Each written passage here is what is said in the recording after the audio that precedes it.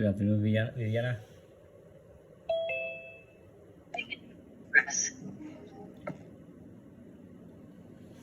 Viviana, we're on Classic. We're going to get log yourself into the warm-up.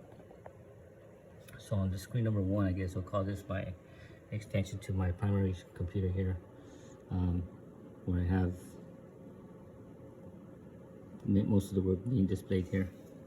I see my Zoom attendance here.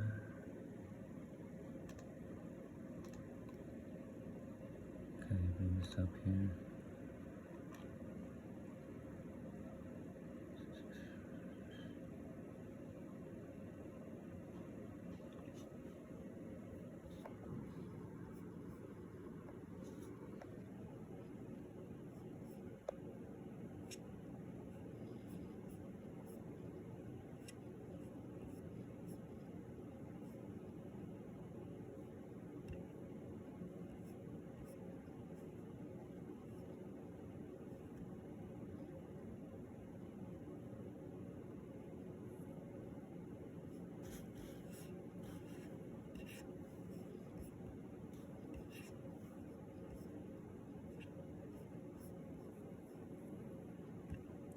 So hopefully you guys are ready to answer these, because I'm going to call on you guys in about 7 minutes.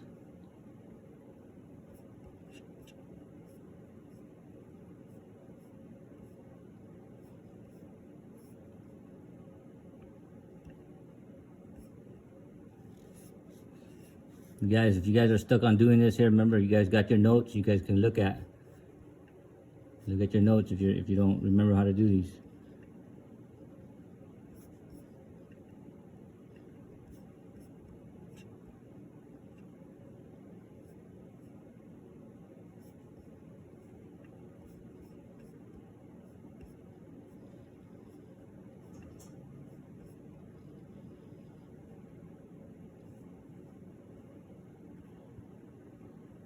You're almost there, Victor. Good job, Victor. Let's see, 7 minutes.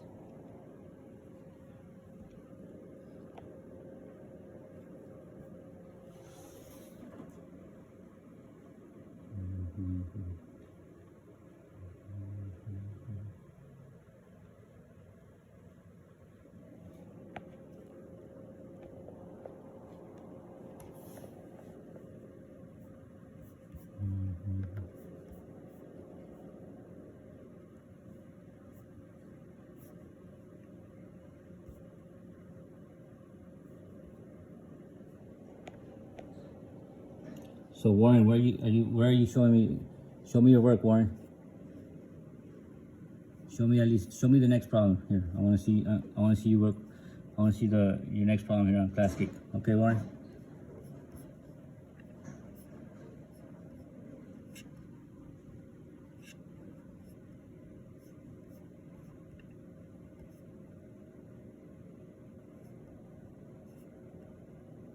So remember, guys, what you guys show me even on the warm-up, okay? Even though I don't grade the warm-ups, okay, I am grading your overall performance, okay, and assessing whether or not you know the standard or not, okay? And warm-ups is one way where we call formative assessments, where I get to, through observation, look at your work and determine whether or not you got this, okay? So show me the work. If you're not showing it, first of all, if you're not doing anything, guess what? No matter what you get on the test, you haven't showed me that you understand. Your work hasn't. In other words, your work does not reflect the performance that you've shown me on a test or on an assessment. Okay, so don't expect to get passed or passing grade.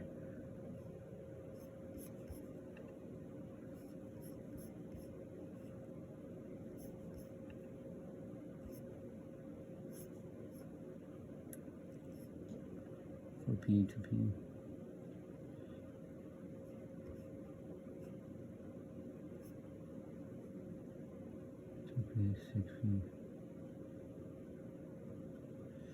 Don't forget, Maria, don't forget to multiply your exponent for the bottom one.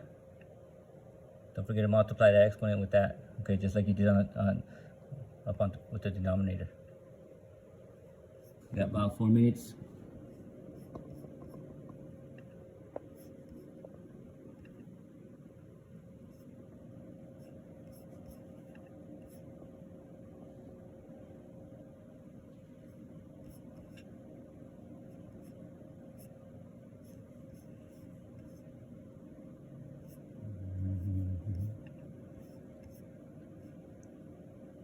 Camelia, I need to see some work, Camelia.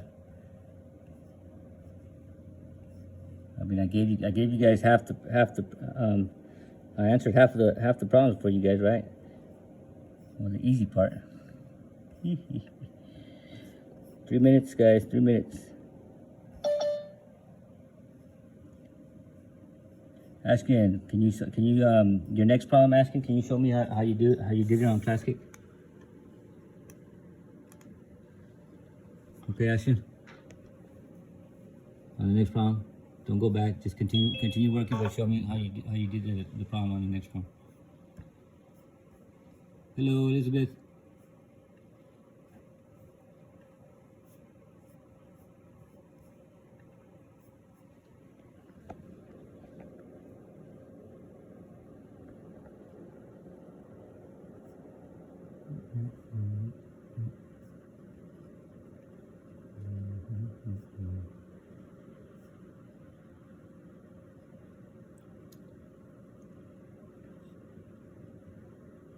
Okay, so Mireya, 64, okay.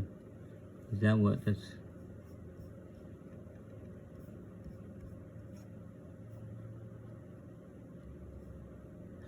So Mireya, don't forget to distribute that 2 with these guys, huh? Do the same thing you did on with what you did on top right here. You gotta do the same thing with the bottom.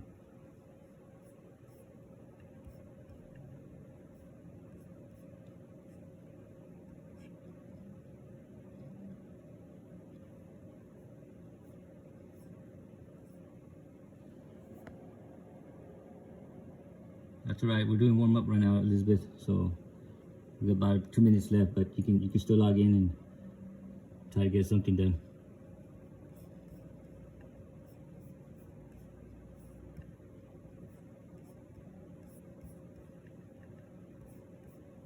Ronnie, if you see some work, Ronnie. Got a minute 30 left here.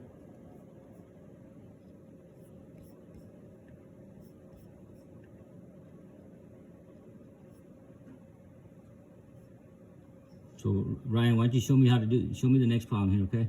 Your next problem for number 3. Show me the answer on number 3. Show me you know how to work those problems out. On Task It. Do it on Task It, yeah. On 3, don't, yeah. Well, I'm seeing you're on 3 or the next problem. The next one. Whatever your next one is.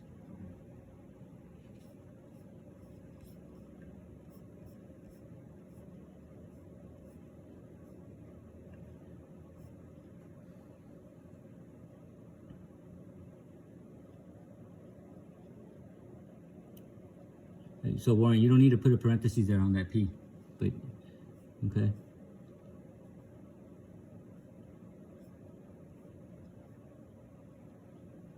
No, you don't need to erase the rest of it too. My bad, I shouldn't have said anything.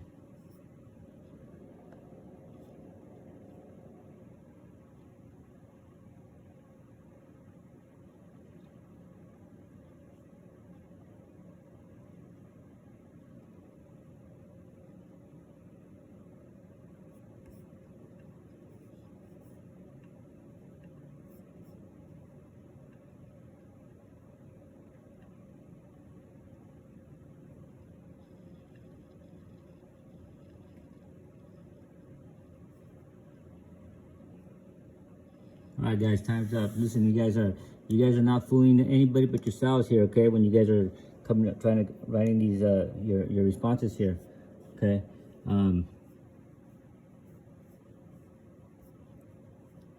Like I said, I've seen your work, guys. Okay.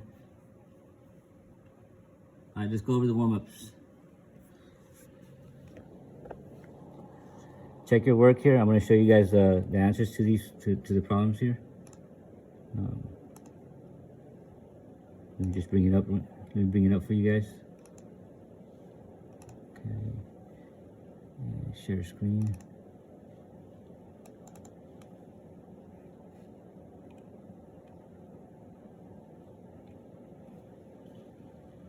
Actually, you know what? Let me call on you guys here. Well, no, you know what? Most of you guys didn't get the answer, so I'm gonna show you guys the problems here. Check your work for number 1 through 1 and 2. Make sure you get it right. Can you guys see my screen?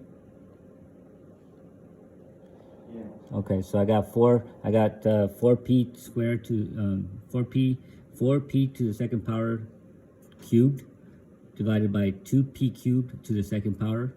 Okay, notice how I distributed my 3 with every term inside the parentheses to get 4 cubed, p to the 6th power over 2 to the 4th power, p to the 6th power. Okay, so you know, simplify that further. I got 64 over 4. The p, because my quotient rule, these cancel each other out, leaving me with just 64 over 4, which is equal to 16. Okay, and I found the answer there for number 1. The answer would have been right here, 16. So I combined both letters, my HA and PP, to write HAPP. HAPP, it's funny. So got number 2, 6 p to the 5th power raised to the 2nd power over 2p cubed raised to the 7th power. Once again, I distributed my 2 into every term of the every term in the parentheses to get 6 to the 2nd power, 6 raised to the 2nd power, p raised to the 10th power over 2 to the 7th power, p raised to the 21st power, because 7 times 3 is 21. Simplify that further. I got 36. 6 times 6 is 36 over 128. Using my quotient rule, guys. Remember, quotient rule, when division allows you to subtract my exponents. So I was able to subtract 21 from 10, counting the p over p to the 10th power, leaving me with p to the 11th here. Okay, to get my final answer as 9 over 32p to the 11th power. Okay, so that would have been, that one actually, oh, you can simplify this more. So this is 3, this will be 3.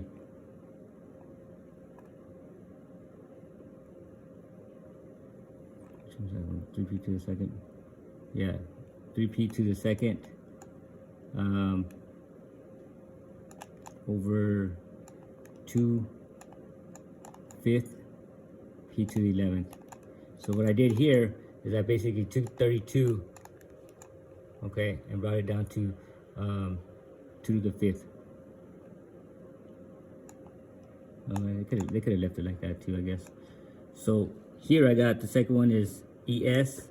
So number 2 was IN ES. So I got IN ES. All right, so let's see what you guys got for the next one here. Number 3. Victor, can you tell me what number 3 was? The letters for 3.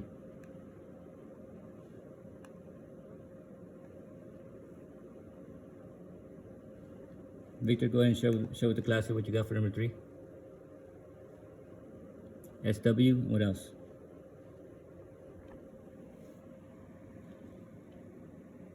So you got SW. Well, what is SW? Okay, SI, yeah. SIWS, good. SIWS. Okay. Number 4. Who wants to take that one here? Let's get number 4. Okay, ask him. Can you share with the class just the letters? We don't need to go through the problems. Just the letters. What'd you get for 4, Ashkin? Happiness. Happiness. Ashkin, what'd you get for 4?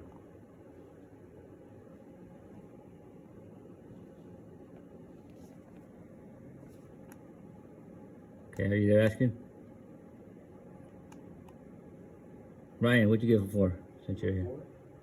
Actually, you didn't get there? All right, let's go. Let's go. We gotta get on the game here, guys.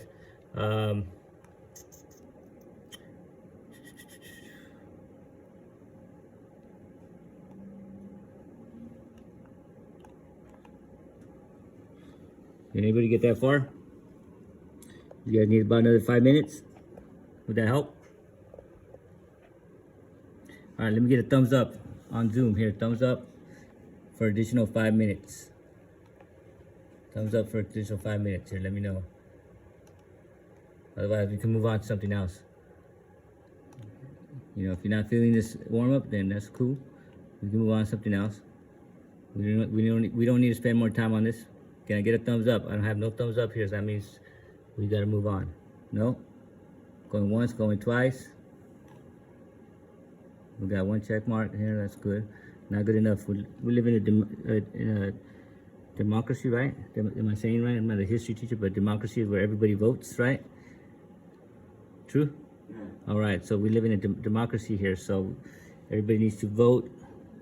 Your failure to vote means no participation. So let's move on. Okay, only one person let me know that they wanted extra time. Sorry. I'll give you the answers after class if you want to stick around. All right. Okay, let's put this away then. Fair enough. So a couple of things here. I want to apologize for not having the agenda here for you guys. I kind of changed it today. We were gonna do some. Well, not much has changed, but I allocated enough time for the next activity that we're gonna be doing on Nearpod. So I took some other stuff out from the agenda. So this is why you don't see it on the background, on my background here. But the next thing we're gonna be doing, the next activity we're gonna be going into is a Nearpod activity. Okay, we're gonna be jumping into our next standard, or EK, which is EK6, working on functions. Okay, and looking at different representations or different patterns and developing. Looking at different patterns to develop equations for functions. Okay, so this is a pretty interesting standard content here, because this is where you're gonna pick up next year when you guys enter Math 2. You guys will pick up with functions in recursive and explicit equations. All right. So for this next task, go ahead and go into your Google Classroom. I sent you guys an assignment, or I attached an assignment there on Google Classroom. Look in there and open up the Nearpod lesson. And I'll show you on my screen here. This is actually go to C. You see the thread there. New assignment, pre-assessment table tiles. Click on that. And the instructions here. So we're not going to take 15 minutes. Like I said, I'm gonna allocate the rest of this class time for this first part of the assignment here. This assignment is not going to be graded, nor am I going to score it. Okay. I do want you guys to show your work on the grid paper in the Nearpod lesson. Okay. So don't worry about whether or not you're finished. Okay. This is a pre-assessment. Basically, I'm looking to see what you know, so I can build a lesson on that. Okay. So I do want you guys to work independently first for this first part, for this pre-assessment. Tomorrow we'll come back and look at this again and put you guys in groups and discuss this further. Okay. So once you're done, once you get on your Google Classroom, click on this link here, Nearpod copy, and it'll take you right into the assignment here. This is a self-paced lesson, so you guys can work at your own pace. You don't need to wait for me to change the screen. Go ahead and log yourself in through your Google account. Okay, do that. Hit yes to continue.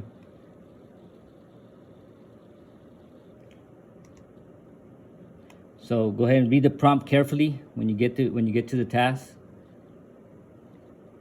Okay, the task is regards to making table tiles. Okay, so Maria makes table tiles with square tops. She sticks tiles to the top of each table. Maria uses 3 types of tiles. She uses whole tiles, half tiles, and quarter tiles. The size of the square tabletops are all multiples of 10 centimeters. Maria only uses quarter tiles in the corners and half tiles along the edges of the table. Here is the tabletop, a 20 centimeters by 20 centimeter tabletop. So notice how, pay attention and notice how many whole tiles she's using here, how many half tiles she has, and how many quarter tiles she uses for her 20 centimeter by 20 centimeter tabletop. Also on the bottom right here, it tells you kind of the number of whole tiles that she's using, half tiles and quarter tiles. She uses 5 whole tiles, 4 half tiles, and 4 quarter tiles. Now the next two pages here are going to be 2 questions that I need you guys to work on it and answer. So if you change the slide there, the first problem here, or the first question you're asked to answer, is to figure out or draw a tabletop that's 40 centimeters by 40 centimeters now. Okay. Now use the grid paper, use this grid paper here to illustrate that. Now when you guys are using the grid paper here, okay, notice that each square box here represents a whole tile, guys, okay? So, you know, make sure you color inside the lines, okay? Half a tile that's half a tile, okay? And a quarter tile would be if you split that in quarters, right? So these are quarter tiles right there. Now, I know they look kind of almost the same, but they're not the same, guys. So if you got to look at it carefully. This is a quarter tile, and this is a half tile. Okay, so a lot different there. Okay, so now answer numbers 1 and 2. And I'll be, of course, I'll be monitoring your work. Okay, if there's any questions, you guys let me know. I'm going to stop sharing my screen here since you guys don't need that.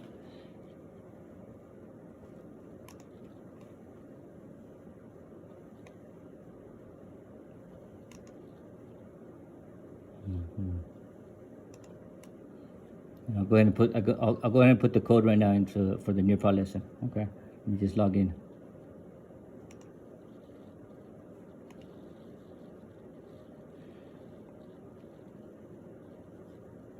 Okay, let me give you guys the code.